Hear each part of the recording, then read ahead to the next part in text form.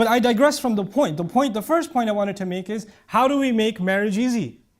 Because this is the way of shaitan. You know what the way of shaitan is? Shah Waliullah Dahalbi rahimahullah put it so brilliantly. The way of shaitan in a society is, you make the haram easy and you make the halal difficult.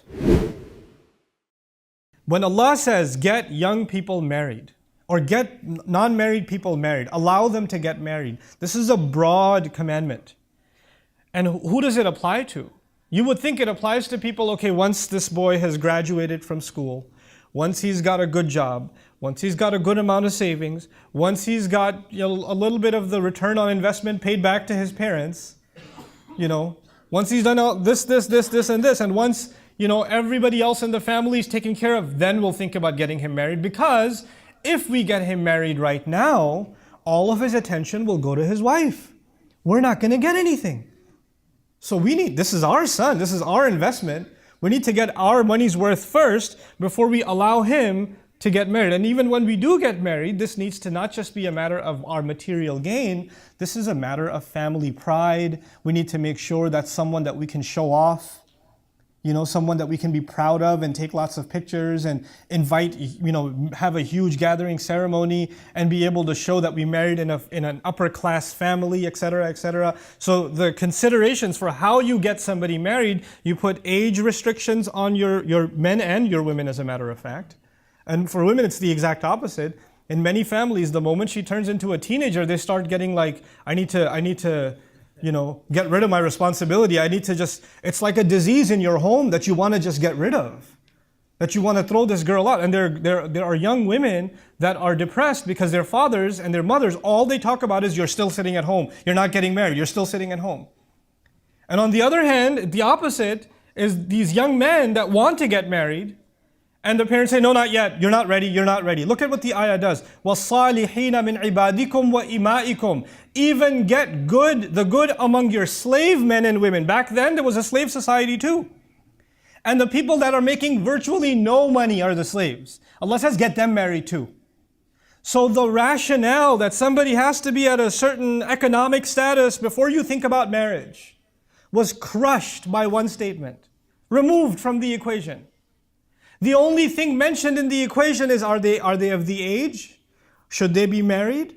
And the second is they're salihin, they're good people. Good means they're good with Allah, also means they're mature, they're ready. They're of the age. وَالصَّالِحِينَ مِنْ عِبَادِكُمْ وَإِمَائِكُمْ. And then Allah Azza wa Jal adds to that, because there are people who still consider these matters, إِن يَكُونُوا فُقَرَاء يُغْنِهِمُ اللَّهُ مِنْ فَضْلِهِ.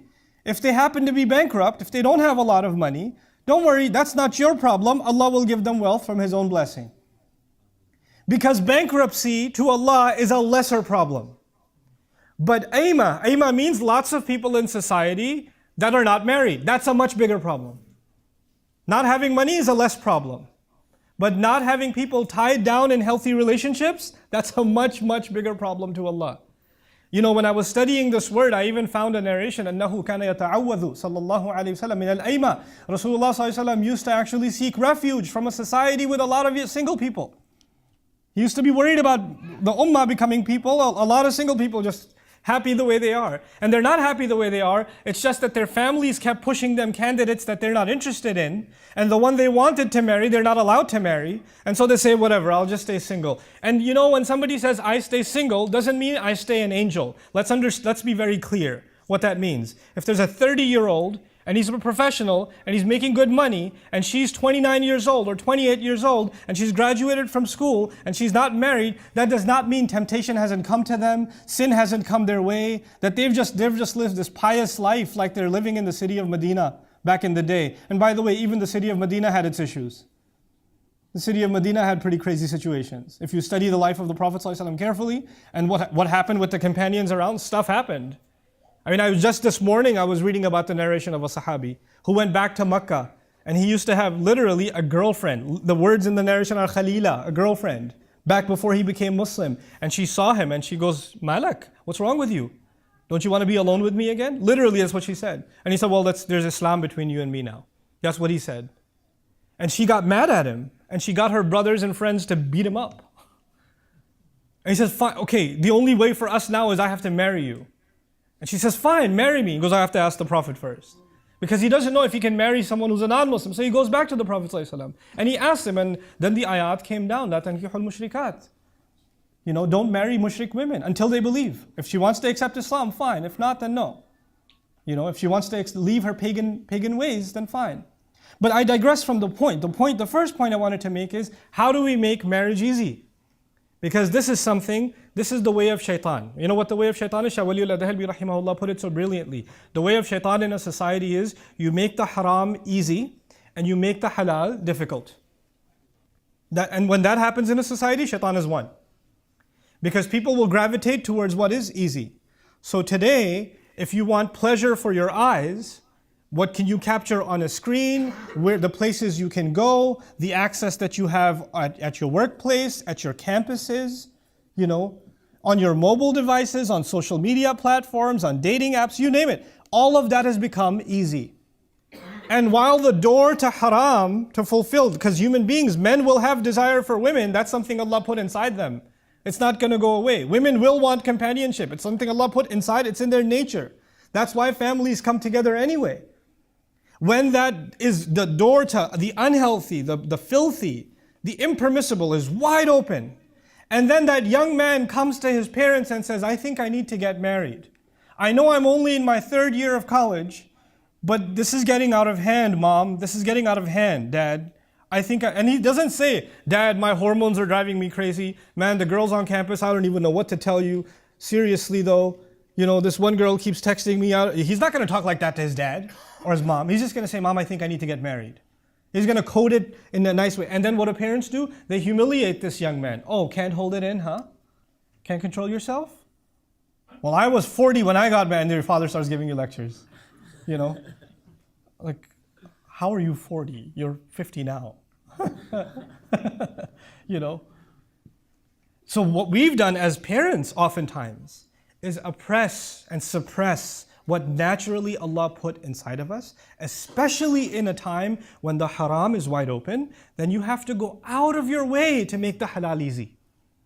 You have to go out of your way, and you can only battle the haram by opening the doors to the halal.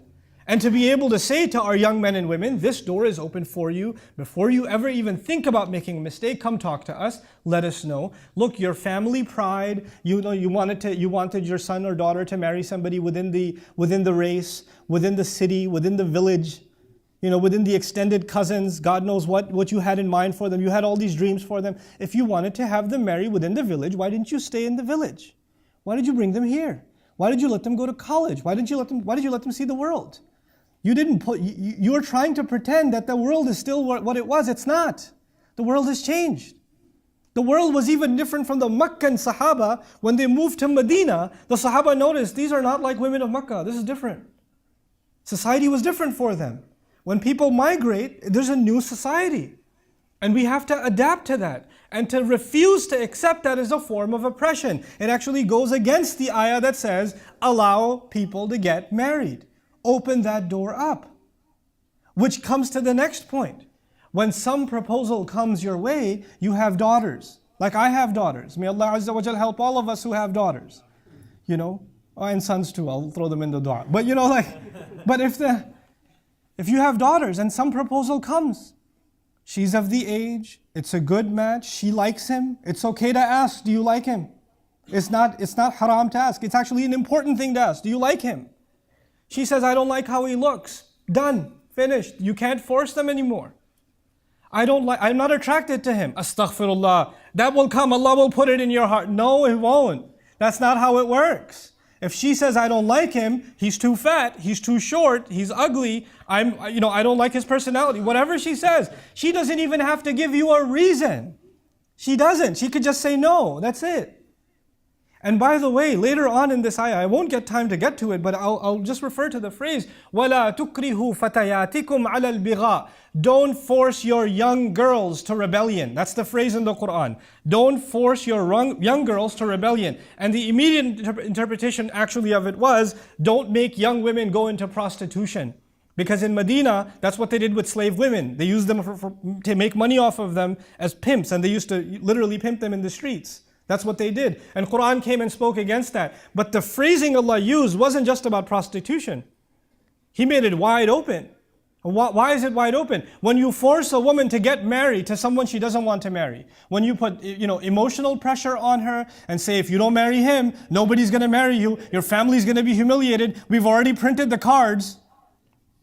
When you do this kind of thing to your girls and you get them married, and then emotionally they're not in that marriage, they're still human beings. A human being still needs companionship. A human being still wants somebody who they can be attracted to, who they can find comfort in. That desire does not go away. And that desire will now be fulfilled by fantasy, by them thinking about things, by late night going on social media, by other things. You force them into rebelling against Allah because you forced them into a marriage they didn't want to begin with. This is لا تكرهوا فتياتكم على البغاء also. Don't push this on your daughters. But coming back, this is about men and about women. The young men of our community actually have to now stand up for themselves and have to say, I'm ready to get married. And I have somebody in mind. And that's the next thing I want to share with you. You know, when it comes to, you want a marriage that lasts forever. Like we want our boy to have the perfect girl. Good luck with that, by the way. Because perfection is not going to happen in this, and your boy isn't perfect. Let me tell you. If you don't know, let me tell you. We're all human beings, and human beings have flaws, and sometimes things work, and sometimes things don't work. But let me tell you, when a young man and a young woman are old enough to get married, that actually means they're old enough to make their own choice. Let me repeat myself. When they're old enough to get married, they're old enough to make their own choice. And maybe you don't like their choice. And your job and my job as parents is to advise them and say, I don't think this is a good choice. I think that you could do better. By the way, as a parent, I think I'm always going to say you could do better. I'm always going to say that. But maybe you think this is a mistake. But if your son is 25 years old, your daughter's 30 years old, and she wants to make a mistake, that halal mistake is way better. That halal mistake is and maybe things don't work out in 3 years. That's still better. That's still better than you refusing, because I have seen enough cases. I don't talk in theory. I'm talking based on what I've seen, the conversations I've had with people, with real Muslim families around the world, especially around the United States and Canada, where people are, this man comes and says, I want to marry this girl. The father says, no, you're not from the same country, you're not from the same culture or whatever. You can't get married to my daughter, or the other way around, but these two are still already emotionally attached, so they're texting each other, talking to each other, hanging out with each other, having dinner with each other. Parents don't know. 5, 6 years go by, they're refusing other proposals. Then the girl is forced to marry somebody else, and she's still talking to the guy. And all of this was that evil, that this whoever she married didn't deserve this. He didn't deserve this. But all of that evil was created by the stubbornness of parents who didn't realize that their children live in a different time. Where allowing marriage first is a bigger priority than anything else. You have to understand, when these ayat came down, they came down in Medina. And the Arab people of the time especially were very tribal. They wanted to maintain their nasab at all costs. You maintain your lineage. Lineage is a very, very big deal. So marrying outside your tribe was not a common thing. But now the Sahaba are in Medina, and they're outcasts from their own city anyway. And a lot of the people that were in Medina, they've accepted Islam, so they're outcasts from their own tribes. So there are going to be marriages outside of their culture. You have to understand, it's not just an Arab marrying an Arab. This is a Hudali marrying someone from Taif, or somebody, there's all this intertribal marriage happening, which is a big deal to them. It's as big a deal today than a Pakistani marrying a Bangladeshi, astaghfirullah al-azim. Or a Lebanese marrying an Egyptian. Inna lillahi wa inna ilayhi raji'un. How can that be? This was a big deal to them. But Allah said, no, forget all of that. Just make sure that marriage itself becomes easy. Just that much. And Allah will take care of the rest. Hey guys, you just watched a small clip of me explaining the Quran in depth as part of the Deeper Look series. Studying the Quran in depth can seem like a really intimidating thing that's only meant for scholars. Our job at Bayyinah is to make deeper study of the Quran accessible and easy for all of you. So take us up on that challenge. Join us for this study, the Deeper Look of the Quran, for this surah and many other surahs on BayyinahTV.com under the Deeper Look section.